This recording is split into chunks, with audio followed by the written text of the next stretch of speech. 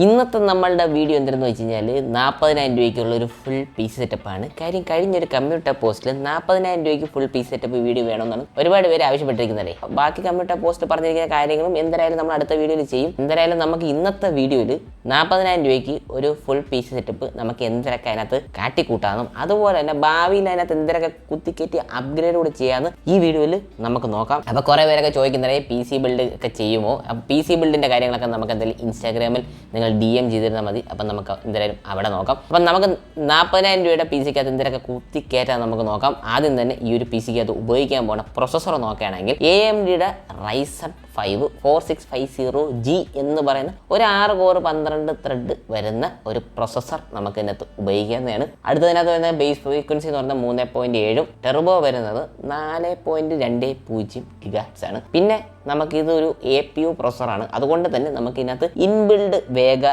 7 graphics വരുന്നുണ്ട്. നമുക്ക് എന്തായാലും അത്യാവശ്യം ഗെയിമിംഗ് ഒക്കെ ചെയ്യാതെ കുഴപ്പങ്ങളൊന്നുമില്ല, നല്ല പ്രൊസസ്സറാണ്.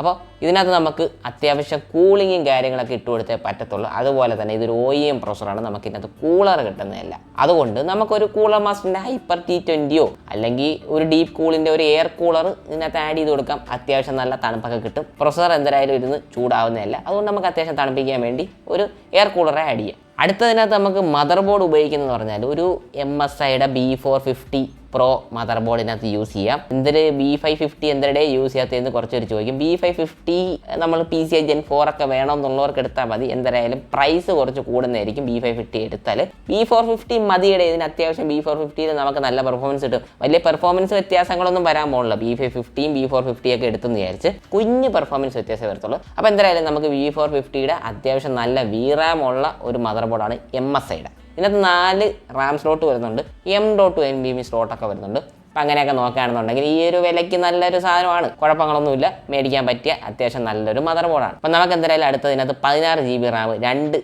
8GB സ്റ്റിക്ക് ഇട്ടേ പറ്റത്തുള്ളൂ, അത് 3200 MHz. അപ്പം നമുക്ക് എന്തായാലും 16 GB RAM കുറഞ്ഞത് ഇതിനകത്ത് ഇട്ടേ പറ്റത്തുള്ളൂ, അതും 2 8x8 16 GB.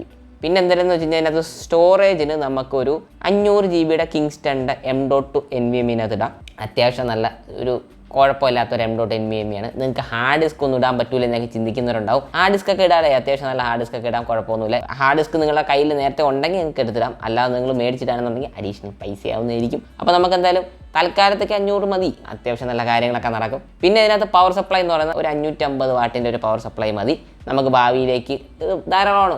ഒരു ഗ്രാഫിക്സ് കാർഡ് ഇട്ടാലും 550 മതി. ഒരു 80+ ബ്രോൺസിൻ്റെ പവർ സപ്ലൈ എന്തായാലും 550ൻ്റെ എടുക്കുക. PC കേസ് ഒരു 2600 2200 അല്ലെങ്കിൽ ആ ഒരു വിലക്കൊക്കെ വരുന്ന കുഴപ്പം ഇല്ലാത്ത ഒരു PC കേസ് നിങ്ങളുടെ ഒരു ഇഷ്ടമൊക്കെ നോക്കി എടുക്കുന്നതാണ് നല്ലത്. PC കേസ് എന്ന് പറയുന്നത് അവരവരുടെ ഇഷ്ടമാണ്. അപ്പം അത്യാവശ്യം കുഴപ്പങ്ങളൊന്നും ഇല്ലാത്തൊരു PC കേസ് നമുക്ക് ഇതിനകത്ത് ആഡ് ചെയ്യാം. അടുത്ത എന്തെന്ന് പറഞ്ഞാൽ നമുക്ക് ഇതിനകത്ത് മോണിറ്റർ ഇടണം എന്നുള്ളതാണ്. അപ്പോൾ മോണിറ്റർ എന്ന് പറയുമ്പോഴത്തേക്കും നമുക്കൊരു Acerൻ്റെ 21 ഇഞ്ചിൻ്റെ 75 Hz റീഫ്രഷ് റേറ്റ് ഒക്കെ വരുന്ന ഒരു അത്യാവശ്യം നല്ലൊരു മോണിറ്റർ നമുക്ക് ഇതിനകത്ത് ഇടാം. പിന്നെ ഇതിൻ്റെ 1 millisecond ഒക്കെയാണ് ഇതിൻ്റെ റെസ്പോൺസ് റേറ്റും കാര്യങ്ങളൊക്കെ വരുന്നത്. ഇതൊരു VA പാനലാണ്, അതുകൊണ്ട് തന്നെ സൈഡിൽ നിന്നൊക്കെ നോക്കിക്കഴിഞ്ഞാൽ വേറെ കളറൊക്കെ ആയിട്ട് തോന്നും. അതുകൊണ്ട് നേരെ ഇരുന്ന് ഉപയോഗിക്കാനേ പറ്റത്തുള്ളൂ. അതുകൊണ്ട് ഇത് മോശം മോണിറ്റർ ആണേ എന്നൊന്നുമല്ല, നല്ല മോണിറ്ററാണ്. VA പാനൽ നമുക്ക് ഈ ഒരു വിലക്കൊക്കെ കിട്ടിയ നല്ലൊരു അത്യാവശ്യം കുഴപ്പമൊന്നുമില്ലാത്ത നല്ലൊരു മോട്ടറാണ്. ഗെയിമിങ്ങിന് എഡിറ്റിങ്ങിനൊക്കെ ഉപയോഗിക്കാം, കുഴപ്പമൊന്നുമില്ല, നല്ല മോട്ടറാണ്. പിന്നെ അപ്പോൾ അടുത്ത എന്തായാലും ഈ ഒരു PC ക്കകത്ത് നമുക്ക് ഭാവിയിൽ എന്തൊക്കെ കുത്തിക്കയറ്റി അപ്ഗ്രേഡ് ചെയ്യാമെന്ന് എല്ലാവർക്കും ഒരു സംശയം കാണും. അതിനാണ് നമുക്ക് ഇതിനകത്ത് 8 GB 2 ഇട്ടിട്ടുണ്ട്, 16 നമുക്ക് വീണ്ടും 2 8 GB ഇട്ട് മൊത്തം 32 GB RAM ആക്കാം. പിന്നെ നമുക്ക് ഇതിനകത്ത് വേണമെങ്കിൽ ഹാർഡ് ഡിസ്ക് വേണമെങ്കിൽ എടുത്തിടാം, അല്ലെങ്കിൽ SSD 1 TB വേണമെങ്കിൽ എടുത്തിടാം. പിന്നെ പ്രധാനമായിട്ട് നമുക്ക് ഇതിനകത്ത് RTX 3060 12 GB വരുന്ന ഗ്രാഫിക്സ് കാർഡ് കൂടി ഇതിനകത്ത് ഇട്ട് കഴിഞ്ഞാൽ നല്ല പൊളപ്പൻ PC ആയി മാറുന്നതായിരിക്കും. നമുക്ക് ഗെയിം ചെയ്യണോ, സ്ട്രീം ചെയ്യണോ, 4K എഡിറ്റ് ചെയ്യണോ ഒക്കെ ചെയ്യാൻ പറ്റിയ നല്ലൊരു കിണ്ണം PC ആണ്. പക്ഷേ ഇപ്പോഴത്തെ ഇതിൽ നോക്കുകയാണെങ്കിൽ നമുക്ക് ഇതിനകത്ത് അത്യാവശ്യം വാലറന്റ് കളിക്കാം, ഫ്രീ ഫയർ കളിക്കാം, GTA 5 കളിക്കാം.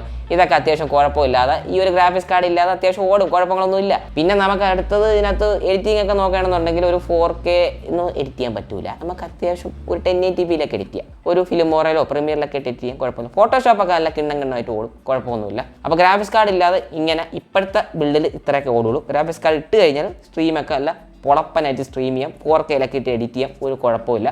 അപ്പോൾ കുറച്ച് ഫ്യൂച്ചർ പ്രൂഫ് ആയിട്ടുള്ള ഒരു PC ബിൽഡായിട്ട് നിങ്ങൾ കണക്കൂട്ടിയാൽ മതി. പിന്നെ അടുത്ത എന്താണെന്ന് വെച്ച് കഴിഞ്ഞാൽ ഇതിനകത്ത് എന്ത് കീബോർഡ് ആൻഡ് മൗസ് വേണമെന്നുള്ളവർക്ക് റെഡ് ഗിയറിൻ്റെ ഈ ഒരു കോംബോ ഒക്കെ എടുക്കാന്നേ ഉള്ളൂ. അത്യാവശ്യം കുഴപ്പമില്ലാത്ത നല്ല കോംബോ ആണ്. പിന്നെ കോസ്മിക് വൈറ്റിൻ്റെ കീബോർഡൊക്കെ വരുന്നുണ്ട്. ആൻറ്റി സ്പോർട്സ് ഒക്കെ ഇറക്കുന്ന കുറച്ച് കീബോർഡുണ്ട്. അതൊക്കെ അത്യാവശ്യം നല്ല കുഴപ്പമൊന്നും ഇല്ലാത്ത നല്ല നല്ല കീബോർഡുകളാണ്. പിന്നെ ഇതൊക്കെ ചെന്ന് ഓൺലൈൻ മേടിച്ചാലേ ഈ ഒരു വിലക്ക് കിട്ടുള്ളൂ. കടകളിലൊക്കെ ചെന്ന് മേടിച്ച് കഴിഞ്ഞാൽ കുറച്ച് വില കൂടുതലായിരിക്കും. അപ്പോൾ ഇത്രയൊക്കെ ഉള്ളൂ.